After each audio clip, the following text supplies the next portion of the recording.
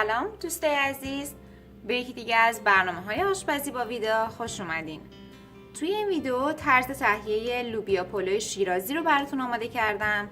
امیدوارم که خوشتون بیاد. مواد لازم: برنج 2.5 پیمانه، لوبیای چشم بلبلی 1 پیمانه، پیاز خلالی خرد شده 1 عدد متوسط، گوشت چرخ کرده 300 گرم، شوید 1/2 پیمانه که من از شوید تازه استفاده کردم. شما اگر از شوید خشک استفاده میکنین 50 گرم کافی هست. دارچین 1/2 قاشق چای خوری، زعفران دم کرده 1 قاشق غذاخوری و نمک، فلفل، زردچوبه به میزان لازم. لوبیاها رو داخل یک قابلمه کوچیک ریختم، 2 پیمانه آب به اون اضافه کردم و اجازه میدم که به مدت 20 دقیقه روی شعله کم گاز کاملا بپزه. الان 20 دقیقه گذشته و همونطور که توی تصویر مشاهده میکنید لوبیاها کاملا پختن و اونها رو از روی شعله گاز برمیدارم. داخل یک قابلمه مقداری آب ریختم، جوش اومده. برنجی رو که از قبل با مقداری آب و نمک خیس کرده بودم آبش رو خالی میکنم و اون رو به آب در حال جوش اضافه میکنم.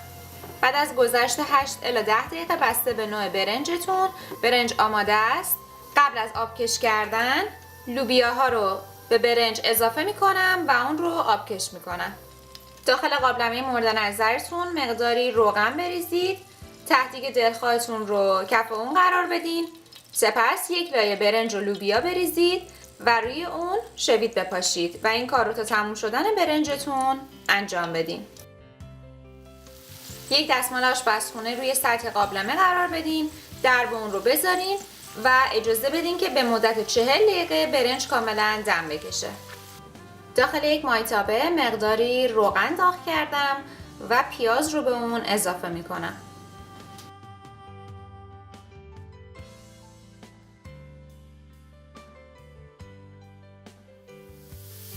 بعد از اینکه پیازها کمی شفاف و طلایی شدن گوشت رو به اون اضافه میکنم.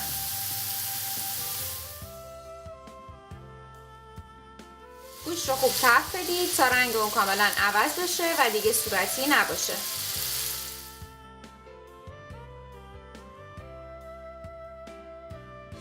گوشت که خوب سرخ شد ادویه ها رو به اون اضافه میکنم: دارچین و نمک، فلفل و زردچوبه.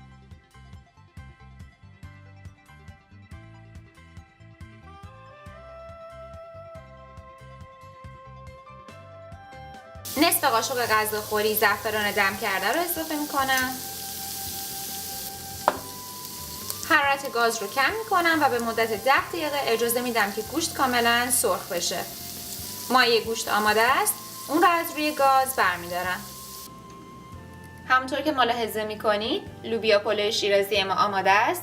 امیدوارم که این غذا رو درست کنید و لذت ببرید.